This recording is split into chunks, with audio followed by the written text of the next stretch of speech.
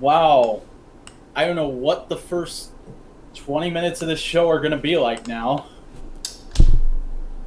Hi everyone, welcome to another episode of the Monthly Comic Roundup! Oh me. Maybe yeah, it's we're a just... good thing. Maybe it's a good thing that I decided I'm not going to keep doing this because it doesn't seem to want to work with me anymore. I know, it's just your bullshit. Let's see, I'm gonna do some switching around with Windows, add source, screen capture, window capture, yeah, that. Okay. Make that nice and big. And then put it underneath. There we go. Good enough. It's jank, but that's fine. The whole We show did is it last jank. month. It can work now. Yeah. Oh well. Okay, that'll have to be what it's gonna have to be. I don't have any other solutions yet. We're just sorry, folks. Restarting the show. Anyway, yeah, it's Vac's last episode. Unfortunately, he just can't cut it. I did a rap and everything. That joke's dead. Damn it. That joke has no impact now. I know. Damn it. Oh, well. I'm genuinely upset because we usually don't get that much good preamble. I know. Anyway, let's just go ahead and restart. Vac, what was your first book again?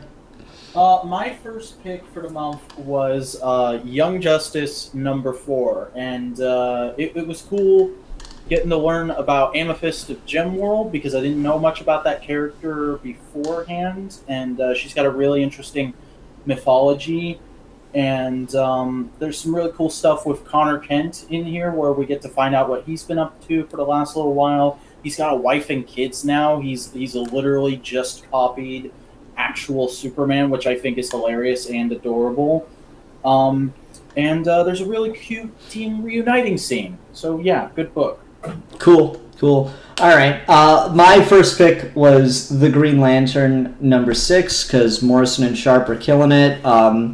We get like this big reveal about how Hal's been a double agent this whole time, and how the criminal organization he's trying to infiltrate is aware of that. Just all this crazy stuff. There's a duel with Adam Strange, and they like fake his death, and then Adam Strange comes back at the end, and it's like a big moment. And there's a doomsday device, and the Guardians funnel all the Lantern energy from every battery in the universe to Hal, so he can try to save the day. And it works, but it looks like Hal maybe died in it. But he didn't. My current speculation is that Hal is in the 5th dimension. And so I'm just excited to see where this series goes. Liam Sharp's art, beautiful as always. Yeah. But I don't like it.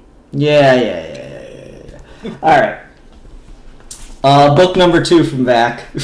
Batman #68. This book is cute, hilarious, gave me flashbacks to Amanda Connor and Jimmy Palmiotti's run on Power Girl. The stuff between Bruce and Clark is just hilarious with them trying to get along as their normal personas, and it doesn't work at all. And, well, I say normal. It's pretty much their alternate personas for those guys. Hey, Kara's in the opening pages, so it gets bonus points. Yeah, and I liked the scene with the alien wines there. That was a lot of fun. Yeah. All right, my #2 was Friendly Neighborhood Spider-Man #5. Peter finds out that Aunt May has cancer and goes out on the streets to try to just work out some stress by beating up some criminals, but ends up finding a kid committing a crime because he's being abused in his home. And so Spider-Man does something crazy, something stupid, and helps the kid steal the car so that he can get away from the cops. And like it's the one time I've ever enjoyed seeing Spider-Man drive. What other time times are there? There's that time, and then there's the Spider-Mobile, and I don't think there's any contest there. And then it gets all comic booky. I like the ET reference. I'm gonna call it an ET reference. And he ends up suspending the car by webs and stuff, and then takes the kid to Doctor Strange, and then Peter goes to chemo with Aunt May and shows up with stuff to keep her entertained, because the worst thing about chemo is how boring it is, apparently. And it's just really sweet. This is just exactly what I hoped this book would be. Just a very down-to-earth, friendly neighborhood Spider-Man. So yeah, really enjoying that. Yeah, and we've been rushing through so we could get caught back up, because we did basically 25 minutes of this show before we realized Ian's microphone wasn't working, which is why we were all upset at the beginning there. But now we're caught up, and we can do an actual discussion of a book again. So Ian, my pick for week 3 is going to be Batman number 69. Yo! Thank you. Right, you can't see me. Same. I thought you were just reacting to the number 69. That too. Oh, yes. Nice. You got the regular and I got the variant. Yeah. Yep, this is a good-ass issue. Good, you chose correctly. Yeah, I like how, like, back-to-back, Tom King did 2 issues that are, like, perfectly exemplary of the 2 things that have made his run great. Like, really fun just playing around with these characters, and then, like, grabbing you by the collar and going, like, now here's what these characters are actually about at their deepest core things, and you're gonna cry. And Yannick Paquette just absolutely murdering it on the artwork. This scene where Batman and Catwoman are dancing through the street in the Silver Age costumes was absolutely jaw-dropping. Oh, yeah. Yeah.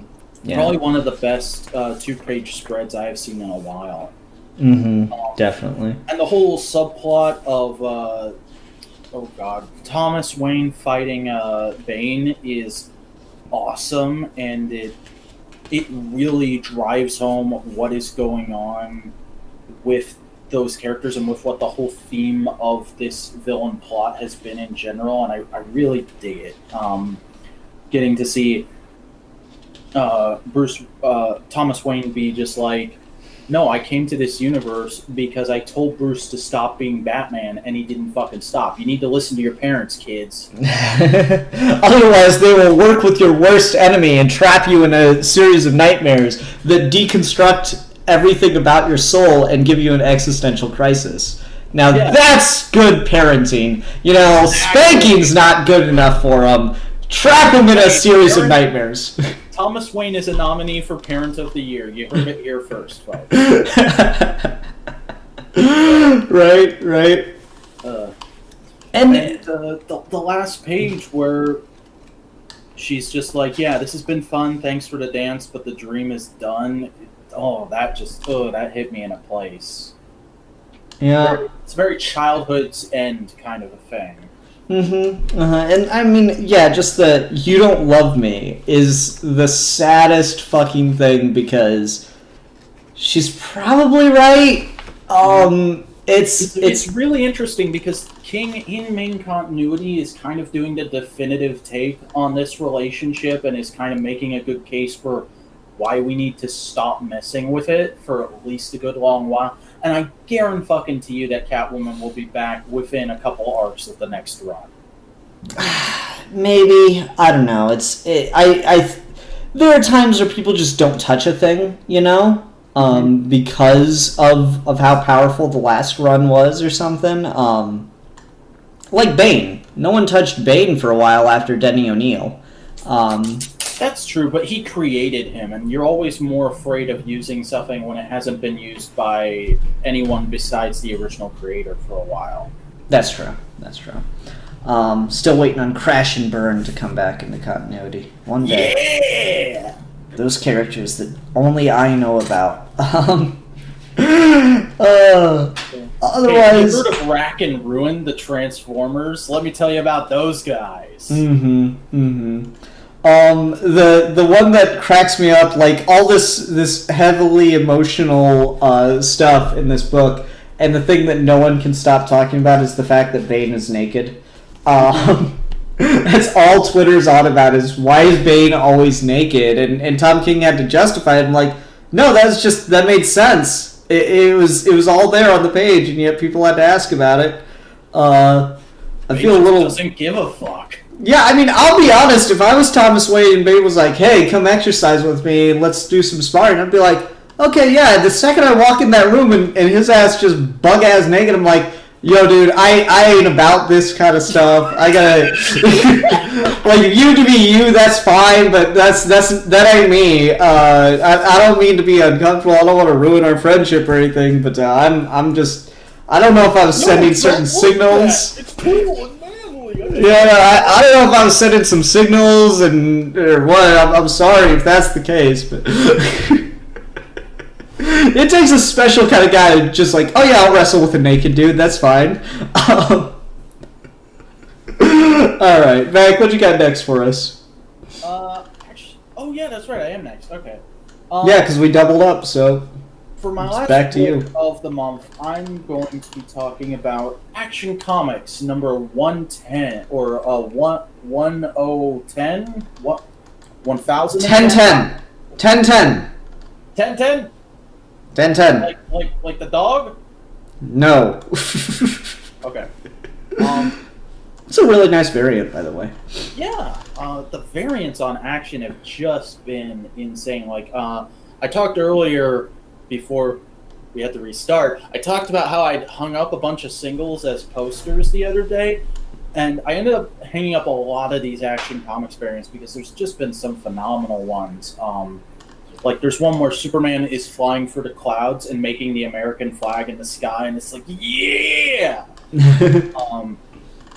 But yeah, I really enjoyed this issue. The opening scene is just like badass and scary on the level of like an HBO show. There's some really good interaction between Clark and Lois doing their undercover thing, which I watched your review and I understand why it didn't work for you, Ian. I'm just so into the way Bendis writes Lois and Clark. Like they feel so much like a real married couple who happen to work together sometimes. Okay. And there's something hilarious about Amanda Waller being stuck in the Fortress of Solitude and just being like, Jimmy Olsen, stop taking my fucking picture. Yeah, it's a pretty solid issue. I wish maybe a little more happened in it because, it's Bendis, it's a bit decompressed. But other than that, it's pretty good. And, DC has just, like I said earlier, DC has just been knocking it out of the park. Yeah, all three of your book picks this week have been DC. Yeah, you got King on Batman, you got Bendis on Superman, and though I've not been keeping up with it like I should be, G. Willow Wilson on Wonder Woman sounds amazing every time I hear somebody talk about it. It's just, those first couple issues didn't really do it for me, and from what I hear, when I stopped reading was when it got really good. And I'm just kicking myself for that. Oh, that's too bad. Oh well. Well, you'll be able to catch up on DC yet, so that'll be nice. Whenever they start adding more issues of that. I think the thing is, because beginning of the show got cut off, I talked about, because I'm going to stop reading singles week to week, I went and got subscriptions to DC Universe and Marvel Unlimited. Marvel Unlimited is 6 months behind. DC Universe is a year behind, and they intend to keep it that way for the foreseeable future. And I'm like, that's reasonable. That's a good way to make the people who are like, I have to read it now, which I've never been one of those people with any medium. I really only, I kind of just bounced into reading week to week, and I was like, I'm going to do it for a little while, and then you contacted me about doing this show, and I'm like, I guess I'm doing it forever now. not to be mean to you or anything. It's just that's kind of the way things go sometimes. And then recently I felt like, ooh, I might be getting burned out, so better cut it off now before that actually happens. But I see it as a perfectly fine thing to do. for people just like me who just want to read some good stories every once in a while, and to keep the people who are like, I want to read it right now, still going into the stores and paying for those day and date singles. Yeah, it's an interesting kind of divide because I get so involved with the comics community on like other social media that I'd be afraid not to be current because I'd just have everything spoiled for me too, and that would really bug the crap out of me. Like That's true. the big reveal in Heroes in Crisis this week, I don't think I could have avoided that for 6 months to a year.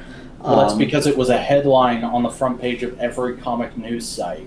Yeah, it's bullshit. And honestly, like, it just depends on what kind of a person you are. Like, spoilers have never really bothered me. Like, I've kind of grown up knowing about every big famous movie before I've seen it. Like, the famous one, I knew Darth Vader was Luke's father long before I saw Star Wars because it's a joke in every kid's movie. Yeah, like I have that too with some things where you can't help it. Like Planet of the Apes, I don't think anyone can experience at this point fresh. It's just been referenced in too many things. But like there is something to that experience of going into something not knowing what's going to happen. Like Last Jedi, for example, I was so glad I avoided all the spoilers on that because when we get those like big moments in that movie, I was so excited. Like you can only get that once. It shouldn't make the thing. It shouldn't be like all dependent on the twist or the surprise. But you only get the chance to experience that one time, and I would never want to ruin that for myself. That's fair. Yeah. Anyway, I'll go ahead and go on to my next pick, which is Batman Beyond, number 31. This book is so... I wasn't expecting you to pick that. Yeah, this book is so up and down. Like, this came out the same week as Heroes in Crisis, and that is a really good series, but I've talked about that a lot. But, like, this series deserves some love when I can give it to it. It's been up and down in quality, but generally speaking, I enjoy it by and large. And I like this one because it's just got kind of a cool premise. Bruce Wayne is visiting the new and improved Arkham Asylum, which always goes so well. There's a power outage, and it's like, oh no, the inmates are going to escape or whatever. And then the power kicks back on and everything's fine. And Bruce just kind of acts like a dick and is like, okay, I'm getting the fuck out of here. And then he goes home and he's acting like a bit of a tool and doesn't really make much sense. And then they go down to the cave and he's like, what? And then Terry suits up as Batman, and Bruce is like, Batman. And then Terry goes out on a mission and gets in trouble, and Matt's sitting there monitoring everything. And he's like, Mr. Wayne, what'll we do? And Bruce is like, I have no idea. He turns into Shrek for a second, he goes, good question! Yeah. It's like, my brother is dying, Mr. Wayne. What'll we do? No idea. And he just like sips his scotch. And then like you get this. Matt just looks over. He's like, you can't mean that. Are you sick or something? He's like, never better. And then we cut back to Arkham Asylum, and there's someone like stuck in a straitjacket kind of situation. It's like, help me! I'm not meant to be here. I'm not who you think I am. I'm don't remember. And so it's just like, obviously someone else is in Bruce Wayne's body. So there's like, that reveal is pretty damn obvious early on, but not to the point where it feels like it's being stretched, like is a lot of my problem with Jurgens' reveals have been. It just feels like, yeah, okay, something's wrong, and here's the dramatic situation. Yeah, it feels like that's something that normally with Jurgens he would have stretched out till the second or third issue of the arc. Yeah, exactly. Like, Bruce is acting weird, what's up? Exactly. And this one, it's pretty cut and dry right from the beginning. I'm really hoping this is like a 2 to 3 issue arc, because this just feels like this could be an episode of the show. You know, just everything about that feels very Batman Beyond episodic kind of feel, and I don't know, it's interesting in that regard. So it's just nice, fun, cool. I enjoyed it in that respect. Nice. Nice. All right. Well, my honorable mention for this month is going to be West Coast Avengers number 10. This is actually the final issue of this series because, as we were kind of talking about earlier, I can't remember if that was before the cutoff or not, but this got canceled due to poor sales, and I feel that's very kind of crappy because this is a really fun book. A lot of great action wrap up to the arc here with the gang just finding a cache of energy weapons in the basement of this vampire cult because that's the kind of book this is. And then we get some a bit of a fun callback where they're like, how are we going to get rid of all of these vampires? We can't possibly beat them all.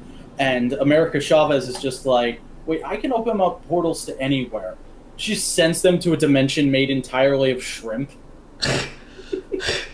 No, then you're just gonna have vampire shrimp. She couldn't have opened up a portal to like a place where it's always sunny, and then maybe they're in like Philadelphia. And can we reboot It's Always Sunny in Philadelphia and make it about a bunch of vampires who just are like trapped inside 24/7? Yeah. Can that be a thing? Yes. It's like got the exact same tone. It's just a fucking Disney Plus show. Yeah, it's got the exact same tone. It's just a bunch of fucking vampires. That'd be fucking amazing. There's some cool stuff in here where Kelly Thompson. Originally, the way this book kind of started was it was her getting to kind of continue her Hawkeye run, which had been canceled because of poor sales, and the same thing happens here. And so she's like, the thing with Kate's mom, we advanced it a little. We'll resolve it eventually. Eventually. I feel so sorry for you, Kelly Thompson. But there's some cute wrap up here where we get to get a last interview segment with each member of the team, getting to see where they're gonna end up. With Hawkeye basically says like, yeah, these kids are kind of annoying, but I also kind of like them. Quentin Quire and Gwenpool are basically like, yeah, we're still going to fight a lot, but we also really love each other because that's been a subplot in this book of them becoming a couple. And also apparently Fuse and Marvel Boy are gay for each other. And then there's a hilarious scene where Kate Bishop is like, has anyone I've ever dated been straight? And then everyone raises their hand and goes, no.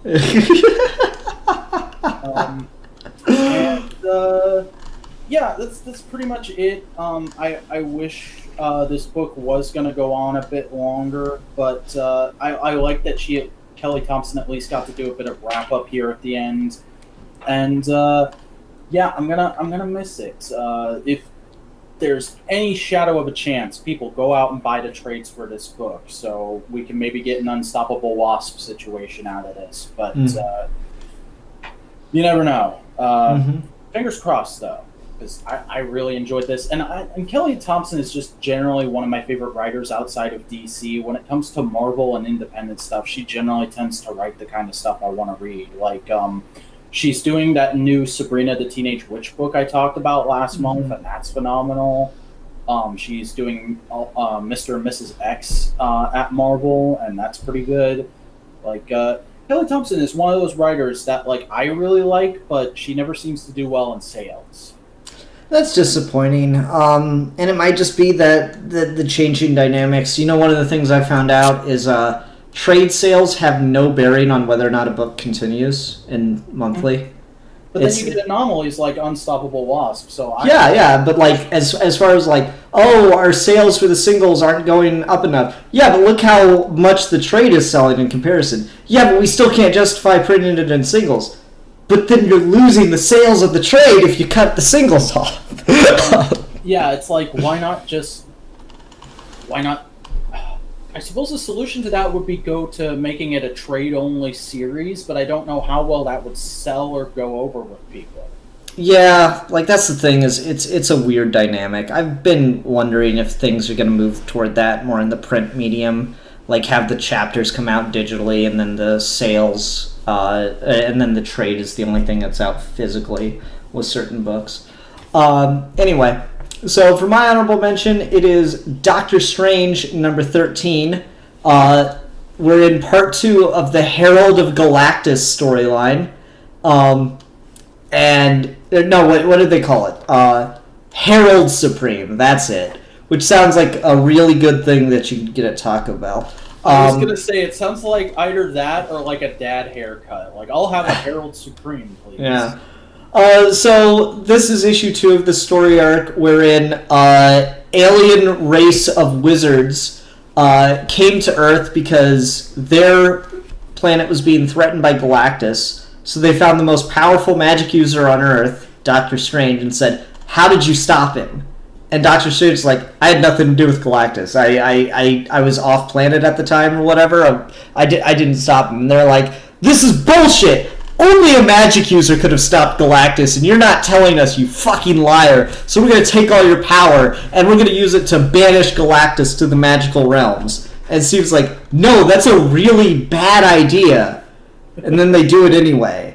And so Doctor Strange has had to venture into the mystical realms, which is basically its own universe, and try to find a way to stop Galactus from consuming things there, because it will poison both realities. And so that's just kind of the premise of the book, and you get some really cool, really amazing art. Here's Galactus smiling, if you ever wanted to see that. Oh my god, that's going to be Captain Logan's profile picture in a couple weeks. And I like how he makes a big deal out of that, because this realm is poisoning Galactus. It's changing him because he's a being of pure science. You can't have magic interacting with him. And yeah, so just kind of cool, kind of fun little idea there. And in order to get Galactus out of there, Steven has to agree to be his herald and find him sustenance. And I'm like, yeah, that's cool. That's neat. I like it. And even gets an interaction with this demon thing. He's like, "I'm just trying to find a planet he can feast from that doesn't have any sentient life." And it's like, the monster says, "You of all mortals are aware of what happens when you enter a pact with a demon. You lose." And I like that. So it's just putting Doctor Strange into an impossible situation and seeing what happens. That's fun. I like that kind of stuff. Yeah. Very much, how are you going to while your way out of this one, Doc? Kind of stuff. Yeah, exactly. And also, I mean, just, that's a cool cover. Doctor Strange putting on the helm of Galactus. Yeah, that's all I got. Alright, Vac, what's next? Well, since we're talking about covers, hey, my best cover of the month is going to be Transformers number 3. Ian, have you heard anything about this new IDW Transformers universe? No, what are they doing now? It's pretty cool. It's starting back on Cybertron before the war even broke out. Like, the arc where this opening arc is kind of about how the war for Cybertron broke out in the first place, and there's been a lot of really interesting political kind of alien sci-fi politics stuff going on in there. And I have a question. Yeah. I have just a quick question. Yeah. Are Megatron and Optimus Prime friends before the war breaks out? Yeah, they're friends before the war breaks out in every continuity. Okay, I didn't know. It felt really typical and basic, but I just had to ask. No. Optimus Prime and Megatron are basically Magneto and Professor X in most. Also, I have an alarm for some reason. I'm turning that off. But yeah, they're basically Magneto and Professor X in most modern continuities, because I forget when exactly it was, but there was a thing towards the beginning of the 2010s where Hasbro was like, we're gonna do a bunch of new fresh stuff, and we're gonna do a interlinked continuity. We're gonna do the Transformers Aligned continuity, and it'll all line up. And that lasted for about 3 years. But one of the things that came out of that, and has kind of influenced every continuity since and before it retroactively, is Optimus Prime and Megatron became friends because of there was basically a slave class of Transformers who were miners and gladiators, and Megatron was one of them, and he started a revolt and kind of like a free speech movement. And Optimus Prime was a data clerk in kind of one of the nicer, richer cities, and he went, "I like what this guy's about. I'm gonna start talking to him." And then he very quickly figured out, oh, Megatron's actually trying to start up a military revolt, and that's not good. And he tried to head it off before it got bad, and that didn't go too well for him. But most people were like, "We like this Orion Pax guy, so he's going to be Optimus Prime now, and he's going to be our new leader." And that's basically their origin story.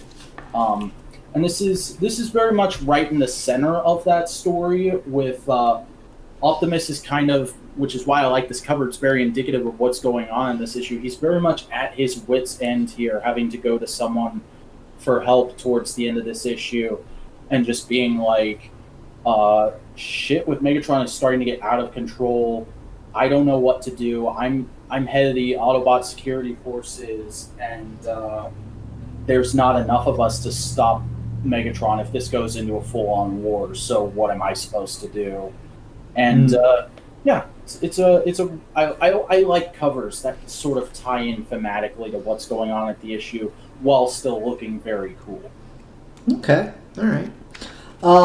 Okay, I'll go over to my cover, which really has nothing to do with that. It is, by and large, just a pretty generic superhero cover, but I really, really like the art in it, so that's why I picked it. Wonder Woman number 68 variant by Kyle Andrews. It'll be on my screen in just a second. Oh, right, there's a delay. Oh, yeah, that's pretty cute. I know, I really like this image of Wonder Woman. That'd be a good Wonder Woman poster. Yeah. Kyle Andrews is one of those guys. I didn't really know much about him until I read his Independent Image series, which was Renato Jones, The 1%. And that book was fugly. Just hideous artistically on purpose, because it was part of just trying to make a point about... the book's very politically complex. It's very much trying to make a point. Very Dark Knight Returns, where it's ugly on purpose. But Kyle Andrews is obviously capable of some just gorgeous artwork, and it's really cool to see an artist with that kind of range. And I was just walking through the store looking at stuff, and I already had my copy of Wonder Woman 68 with the regular cover, and I saw this variant, and I was like, "Can I get that for the same price?" And my store was like, "Yeah, that's fine." And so I had to grab it. So anytime you got to do that, anytime where you're like, "Oh, the variant cover makes me want that more," you kind of have to go for it. Which is what I feel like variants should be. I hate variants as like collector's items and stuff. I like it more as just, "Oh, that looks cooler. I want that one," Yeah. So yeah, I just really appreciated that cover. I thought it was just absolutely gorgeous image of Wonder Woman. That actually concluded the Giant War story arc with Giganta in it, so that was cool too. But I just really dug the cover. It had nothing to do with the story though. All right. Well, it's time for Worst of the Month, and hey, guess what? You can see this coming from a mile away. It's Supergirl number 29. I have gone on about this book plenty, but basically I can kind of summate what the main problem with this book is right now. It's this guy. This fucking OC that the writer just stuck in this book and is trying to tell a story about has distracted from everything it was pitched as, of like, "Oh yeah, we're gonna be looking for the people who conspired to destroy Krypton. It's gonna be a big emotional story for Kara, and we're gonna get really introspective and see what makes her character really tick." No, it's a weird road trip pseudo romance with this guy who's got mommy issues and has a robot arm and is also kind of like Star-Lord but isn't. And it's just, I don't give a fuck about this character at all. Why are we still doing anything with him? Why are we trying to portray this as this really badass book with her holding up Rogol Zar's axe in the opening on the cover? I don't like it, Ian. I don't like it. Well, what can you do? All right, so I'll go ahead and go on to mine, which is Action Comics number 1010. Wow. This is just one of those cases where worst of the month doesn't mean it's like the objectively worst book of all time or anything. It's just Yeah, and that seems to be the thing with you, where you're like, it's not worst, it's least favorite. Yeah, or at least it's the one I just had the most problems with. And like that's the thing is, if I'm very much of the opinion that if you really don't like a book, you should probably quit reading it, because very rarely can I think of circumstances where sticking with a run has worked out for me. I'm thinking of Scott Snyder's Batman and Nick Spencer's Captain America. I stuck with both of multiple those. times, like, I would have dropped Supergirl by now were I not collecting everything Supergirl. Yeah. For me, I was like, I stuck with 2 runs just to hope that it'd turn around, and it never did. So Action Comics is like, out of the 2 Bendis series, I'm thinking of dropping Superman, but I just thought this was kind of a weaker issue of Action. This is the one I've been enjoying from Bendis more. And I kind of talked about why in my comic review, but just like a lot of the middle section is just character stuff with Clark and Lois, and I actually think Lois is probably the character Bendis writes the least well, for me. Yeah, like just ever since she's been back in the book, because she wasn't there for the first couple issues. Just some of the ways that like they talk, that she talks, like I don't know, something about calling Superman baby always bothered me just a little bit. It feels a little too generic wife for you? Yeah, maybe. I don't know. Just it doesn't read like Lois Lane to me, you know.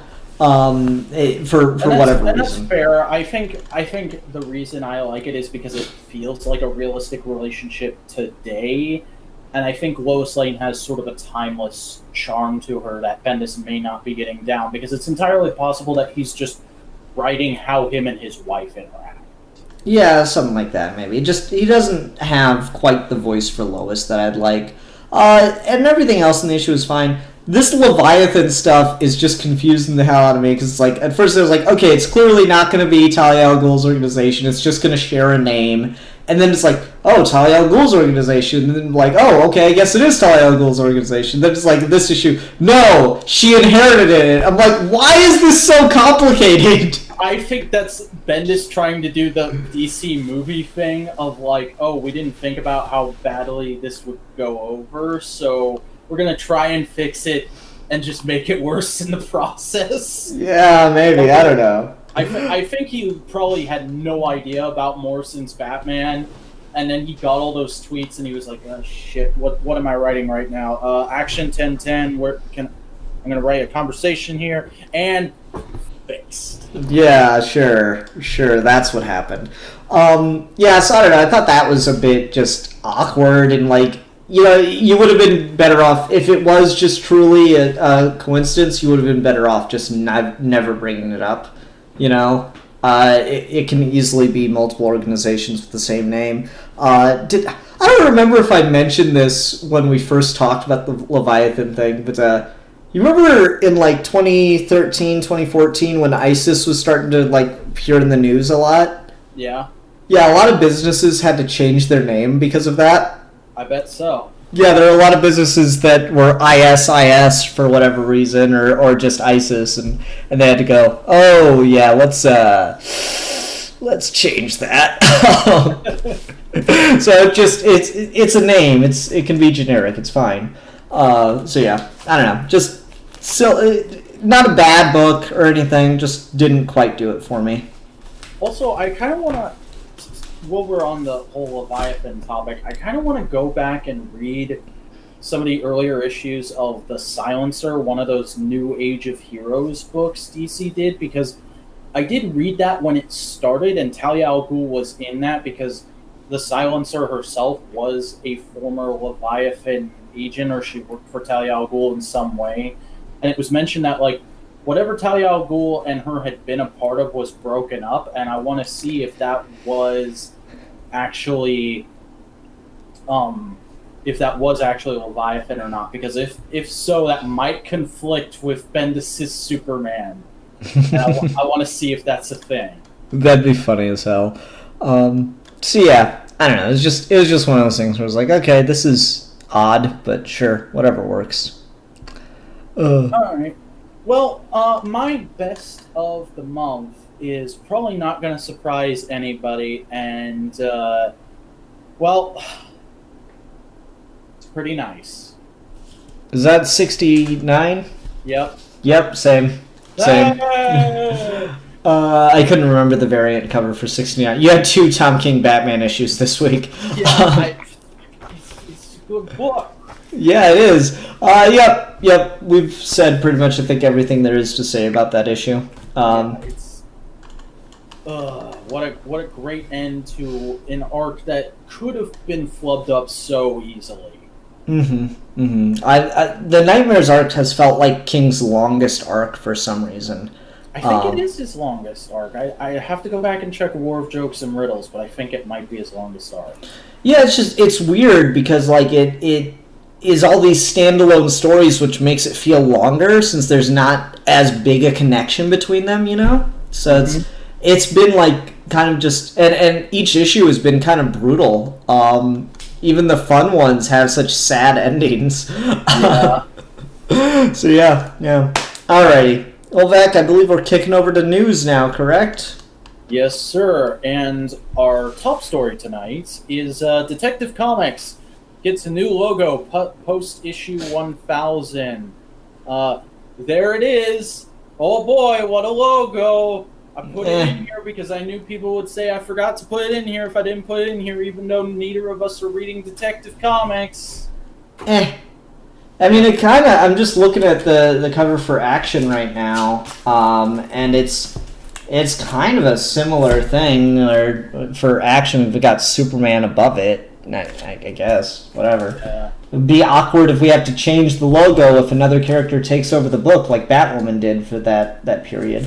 I don't think that's ever going to happen again, just because of how ubiquitous that book has become with Batman. Though I still argue that Detective in Action should be more like anthology books about stories within those characters' universes that sometimes the main character shows up in, but not often.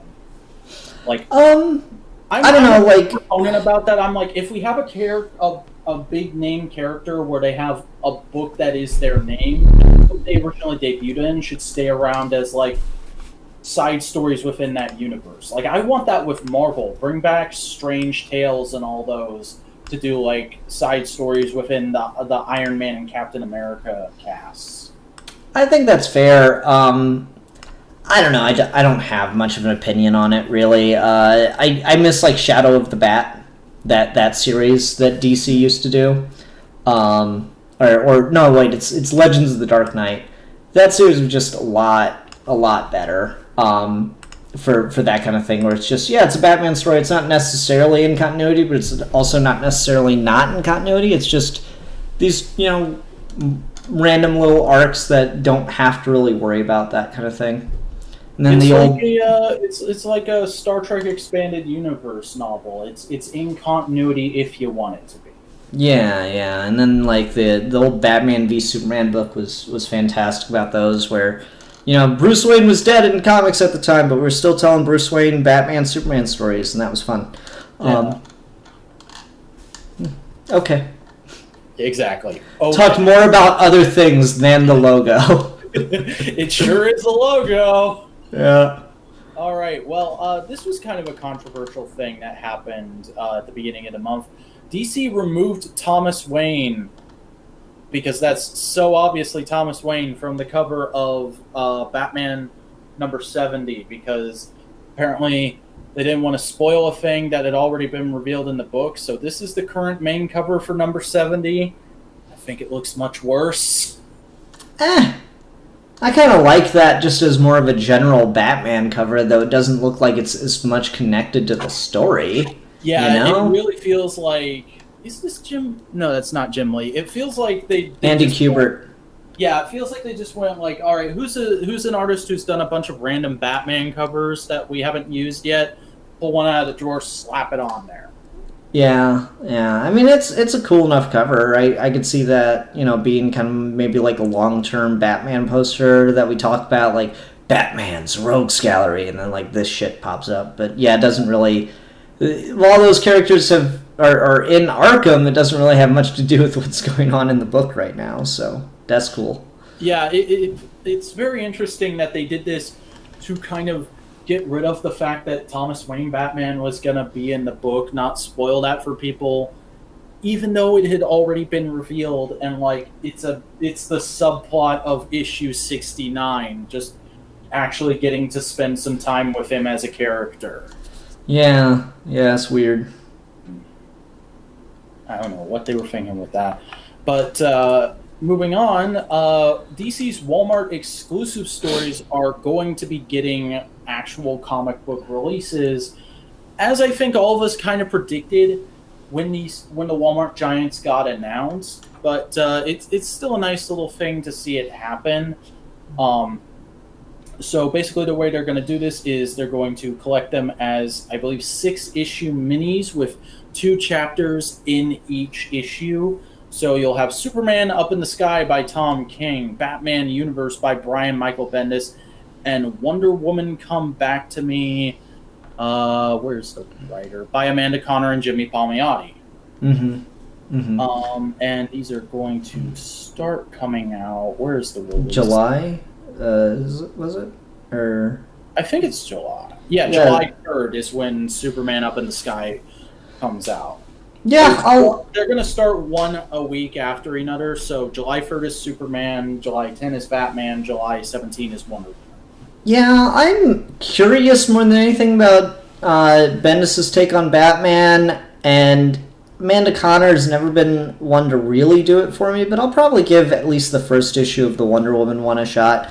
Obviously, I'm getting the Tom King one. That just goes without saying. I definitely want to look at all of these when they show up on DC Universe, as they probably will eventually. But I'm especially interested in the Batman one just because that introduces a new character, Ginny Hex, who is a current member of Young Justice. And we've talked about her before. I don't know if you remember. She's like the great Suffing granddaughter of Jonah Hex, which I think could be very fun. Okay, cool. Yeah. Sorry, I don't really have much else on it. Yeah, I'll probably get at least one of each of these. It's cool that it's happening. Good for those of us who found it impossible to find the Walmart Giants or keep up with them. Yeah, like I was able to find a couple, but then they were out of sequence and shit, and I was like, alright, this is too much work. And I don't need Hush. I don't need another collection of Hush, really. Yeah. I was just at Walmart the other day, and there were a couple there finally, after months and months of looking for them. And I was like, well, there's one of each of these here. I could get them, but, oh, wow. There's a lot of stuff I don't care about in here. Oh, wow. These are kind of expensive. Oh, wow. There's the door. Yeah. I don't know how that effort... Sorry. I'm sorry. I don't know if that effort has really been a success or not for DC. I haven't really heard much about it ever since it started. You'd have to really look at sales figures and stuff like that, and I think that's a little too inside baseball for people like you and me to get to see. Yeah, probably.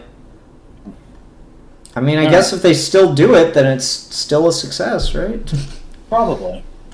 All right, well, moving on, we've got some more details about Batman Curse of the White Knights. Yeah, that is it, White Knight's story.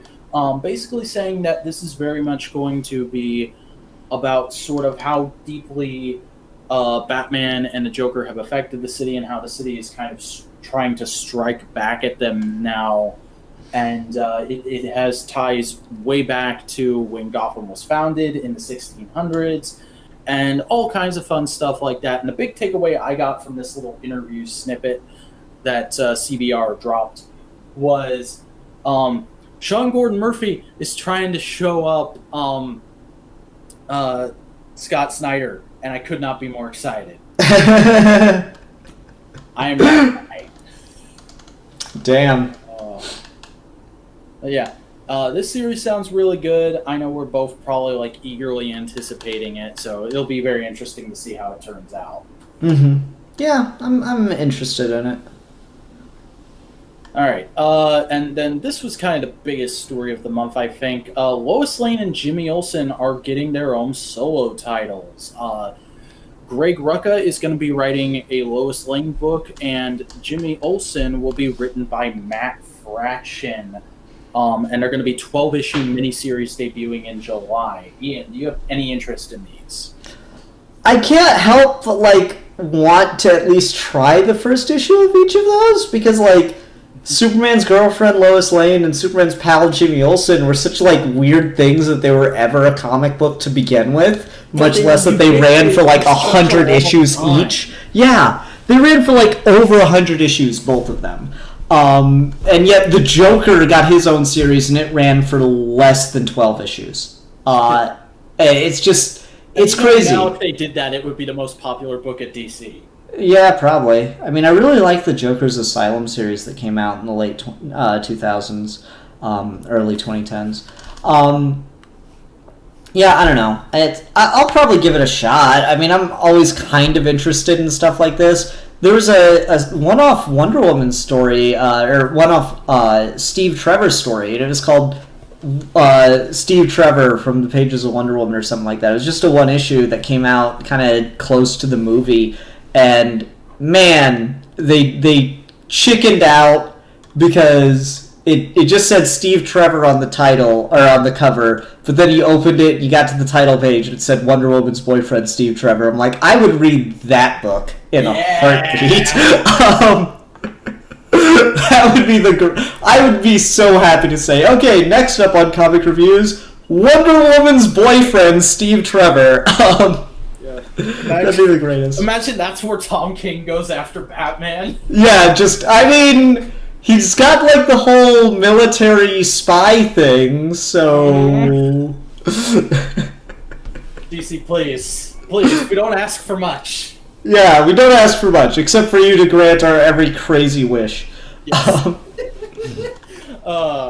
But no, I think a Lois Lane book by Greg Rucka is a really good pick. I want to see how. I think that'll probably turn out pretty well. Matt Fraction on Jimmy Olsen. I have no idea what that's going to be like, and I've got to check it out just for pure blind curiosity. So I'm definitely going to be giving these a look when and if I can.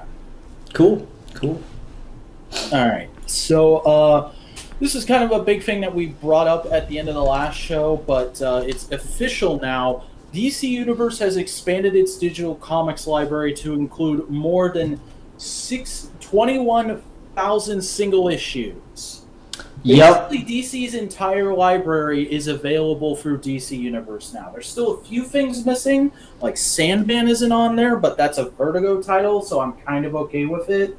A couple different Constantine titles aren't there, but for the most part, everything is there. You can probably read the entire DC Universe from start to finish on this service now, which, hey, guess what?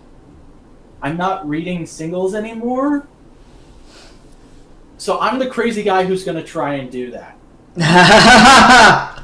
I'm not going to read everything, but I'm going to read everything that at least interests me in the slightest way.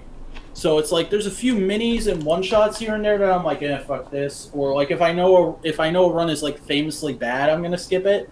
But other than that, I'm going to try and read everything now because it's $8 a month to do that. Why wouldn't you? Yeah. It's kind of addictive. So currently I've been reading on there Grant Morrison's Animal Man, which is one of those things that I've always wanted to, but I've never seen the trades and never wanted to invest the money to buy them online and all that stuff because I have terrible luck with that. The old trades are kind of hard to find. They just started putting out new deluxe editions, and I've got the first one of those. Yeah. So I've been reading that on there, which, I'm almost done. It's great. I read the first 2 years of Tom Taylor's Injustice, which is something I never would have bought just on premise alone, a video game tie-in book. It's I have my Superman is evil. yeah, it's I have my problems with it in like concept, but the execution is really good, or as good as I think it can be. Yeah, so I've been currently on just year 4 of that book, and I gotta say, as somebody who would vehemently want to punch you in the face if you told me, hey, I'm writing a book where Superman turns evil and tries to take over the world. That book is fucking awesome, and I love it. yeah, it's got its moments. I'll say this: Tom Taylor writes, I think, the best Sinestro I've ever read. Oh yeah. Yeah. That I might have to do a Geeky Gentleman with you on like the first, the entire first volume of Injustice, like the year 1 to 5 or whatever it is. Once I finish so it. down for that. We just gotta figure out a date. Yeah, I gotcha. I still need to read it. But yeah, so like I've been reading that. It's a really, bang for your buck kind of service. That and I mean the shows on there are pretty good. I've been watching through 4 episodes into Doom Patrol, and oh my god, Doom Patrol's so good. Like the way I described it to my friends on our Discord server was, this is like the X-Men if the X-Men were a shitty rundown crack house, and it's hilariously awesome. Yeah, I can't wait till you get to the Danny the Street episode. That's great. Yeah, Doom Patrol's been really good. I haven't watched anything past the first episode of Titans, but it's not but like that was like rumored to be awful, and the first episode was just okay. Yeah, it's not awful. I think a lot of people just don't like it because it's not what they were expecting Teen Titans to be. It's a much harder take on it. It feels like it should be a Fox show, basically. Gotcha. And you've got to be okay with that going in. And because everybody had told me it was awful, I was able to go like, yeah, this is fine. I don't feel a need to watch more of it, but it's fine. Yeah. And then Young Justice Outsiders. Oh yeah, Outsiders was great. It's super bloody for a cartoon. I don't know where that came from. It's got like some of the best editing I've ever seen in a cartoon as well. I get the feeling that Greg Weisman just went, wait, we're on a subscription service? There's no censors now? Yeah. Whoa, I'm gonna have fun. Yeah, my favorite was Beast Boy raising awareness about metahuman abductions and stuff. He's like, if you see something, scream something. And it just cuts to this guy being experimented on and he's just screaming. And I was like, God! What a cut! Yeah, so that's a really good. There's a lot on there that I really, really enjoy. If they have to roll it back at all at any point, if they like stop doing original shows and just do like comics on there or something, I'm still keeping it because it's definitely worth it for that alone. It's fantastic. So yeah, the expanded library. I just want to give some recommendations to people. For the first time ever, you can read my favorite Riddler story without having to go hunt down back issues from over 10 years ago. So if you go to the Legends of the Dark Knight, issues 186 to 189, or maybe it's 185 to 189, you can read the Riddle Me That story arc. Highly recommend that series. It's my favorite Riddler story of all time. I need to check to see if this is on there, but the Wonder Woman Gods of Gotham story arc, I need to see if that's on there, because that's another little fun gem that's never been collected anywhere. And yeah, just other stuff like that. Gods of Gotham is fun because... If you want to read stuff in current, Tom King's Batman Up Through War of Jokes and Riddles is on there. If you're looking for something that's like...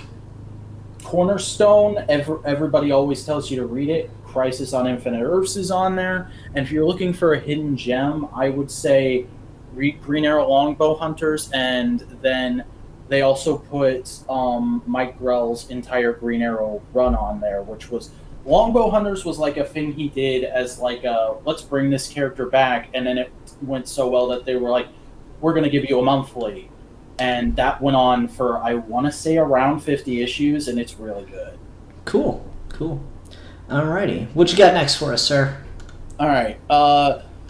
Young Justice is a thing that's happening, and I've talked about. And in it, Bendis is getting ready to give Tim Drake a new superhero name because we can't have two Robins going around. He's talked about how he's going to resolve the Superboy issue with Connor Kent and John, and we don't have Tim Drake's new name yet. I think they're waiting until the issue actually comes out to say what it is, but I'm honestly scratching my head and going like, why can't he go back to being Red Robin? Is that just not in continuity anymore? Because that was a book that was going on when I got into comics and I really liked it.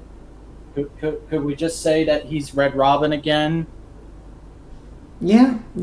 It's weird. Like, Bendis is fixing things, but he's doing it in this roundabout way of like, but there was already a solution there, and you could have just gone to that. Yeah. It's funny that you mentioned Red Robin, because I was scrolling through Netflix last night and I found Batman Unlimited Animal Instincts on there. It's keep in mind, it's basically a toy commercial in a movie, but like about 1 billion times better than Batman and Robin was at doing that. All right, it's got Red Robin. It's the weirdest thing. It's got Nightwing with like the red symbol. It's got Red Robin. Damian's not there, so it kind of makes Red Robin almost superfluous, but it's whatever. And like the first, I want to say 15, 20 minutes of it, Batman is wearing like a prototype of the Batman Beyond costume. It's That's awesome. Yeah, it's kind of cool. I kind of got into it. There's like 2 other movies in the same like umbrella or whatever you want to call it, and so I'm gonna have to check those out and see how those play. But yeah, I quite enjoyed it, to be honest. That's interesting. I don't know if you have Netflix or not, but I do have Netflix. Well, if you're looking for something to watch later tonight, there you go. I may have to do that. All right, well, let's go on to our only Marvel story this month. Mark Waid is going to be writing an Invisible Woman solo series. Is this a mini or an ongoing? It's a I believe it's a mini. Okay. Huh. I mean, I really like Mark Waid. He's one of the few writers at Marvel that I really am able to enjoy on a consistent basis. That's like, usually at Marvel nowadays. Yeah, and he's written Fantastic Four before. Like, he's one of those guys with a seminal Fantastic Four run. Yeah, didn't he do they meet Jack Kirby? Wasn't that Mark Waid? I think that was him. Yeah. I can't remember who that was, but like that was a big deal. Yeah, I mean, I'll probably. This is the thing. I might pick it up. I could see myself reading an issue of that. I don't really like the Fantastic Four that much. To do with Slott's run, or if it's just going to be here's an Invisible Woman story. Yeah. I mean, obviously, we're kind of hoping for it's just an Invisible Woman story, even though I have been reading Slott's Fantastic Four. But no, I think this could be pretty interesting. Yeah, I could see that. Fantastic Four number 511 is when they meet Jack Kirby. So who did the writing on that? Now I'm just curious. I'm looking it up now. Oh, come on, phone! Don't be a dick. Really, they don't. Comics journalism is so shit. How do you do an article on that issue and not put who the writer was in it? Why not search the issue on Marvel Wiki? Yeah, I'm going to search Fantastic Four number 511. It's stupid. I'm sure there's someone in the chat saying it right now. Nah, the chat's dead. We did this too early. RIP chat. What's going on in chat? Everybody's out seeing Endgame right now. Pretty much. That's what I've got to do here pretty soon. Yep, Wade. Like 90% sure that's Wade. I'm just looking at it. Yep, Wade. Knew it. Called it. Hooray! Ian was right. I might have to go hunt down that issue and read that, because that's one of those like famous comic moments that I kind of just want to read. When I first started reading comics, I was like, okay, I'm not going to be like a major collector. I just want the singles of like all the really important moments, or the moments I decide are important. And I don't know why I did that, because I had no context for half of them, and it was really stupid. That's another reason why I'm kind of wanting to move away from reading week to week, is just because there's so much old shit that people tell me is really good and I've never gotten around to, because either I didn't have the money for trades, or I was really preoccupied with current, or I just wasn't reading comics at the time. Mm-hmm. So it's like with stuff like DC Universe and Marvel Unlimited, I can go through all that shit now. Nice. I'm personally hoping that Marvel Unlimited gets wrapped into Disney Plus, and that'll be the trigger puller for me to make me go get that service, but we'll see. Same here, because I am using Marvel Unlimited right now. Like, I'm reading through the original Jim Starlin Infinity storyline, but the way they have it set up on the browser is kind of janky, because it's tied into Marvel's actual main website. So when you try to search stuff on there, you'll come up with a bunch of news articles and stuff like that. And there's no filters or anything. So it's like you have to use the app. Yeah, see, for me, the only problem I have with the DCU thing is, sometimes the comics crash or whatever, and that's kind of annoying. But the only problem I have with it is you have to do the groundwork for your issue numbers and stuff, because Injustice is organized like shit on there. But also, like, if a book goes from, if there's like a story arc that goes from Batman to Detective to Batwoman, it doesn't like say, when you hit next issue, it takes you to the next issue of Detective. It doesn't take you to the next issue of that story. Yeah, I think they're trying to fix that with like their storyline collections, but so far they've only got like a few big things in there. Yeah. Need to fix that. They need to start uploading trades and stuff. Yeah, that'd be a good way to do it, or just something to try to trim some of that. All right. Well, our final story for this month is something I'm pretty sure Ian won't care about, but I wanted to talk about. The Boom Power Rangers thing is doing another standalone graphic novel, which is going to be a story about the Psycho Rangers, the one evil team of Power Rangers, because there's been like 50 of them. The one evil team of Power Rangers people actually care about are getting a focus story that's also going to do a bunch of post-Lost Galaxy stuff with Corona and Andros, which are two of my favorite characters in the original Zordon era. So it'll be really interesting and exciting to see what they do with this. What do you call it? Soul of the Dragon was pretty solid, so I'm interested to see how this goes, because it's going to be from kind of the same creative team. Like, they've got the same artist and editor, but it's a different writer. But that writer has also done some other stuff that a lot of people like. Like, he's worked on the IDW Teenage Mutant Ninja Turtles. Paul Ayler is his name. So I'm pretty optimistic about this. I'll definitely check it out when I get a minute, because one of the few things I am going to keep up with still through singles is Boom Power Rangers stuff, just because it's very heavily tied into my interests. So definitely looking forward to seeing that when it comes out. Cool. All right, well, that's going to do it for Vac's final episode of the Monthly Comic Roundup. Vac, it was great having you here. I really do appreciate you bankrupting yourself for my stupid show. Yeah, I've really enjoyed it and had a lot of fun. Like I said, sort of at the top of the show, I'm not leaving because I have any problem with you or with your show or with the show or with your audience. I have a lot of fun here doing the show every month. It's just reading comics week to week itself has gotten to be a bit much for me, and I need to take a step back. No, that's totally understandable. Like I said, I've definitely felt that way at times too.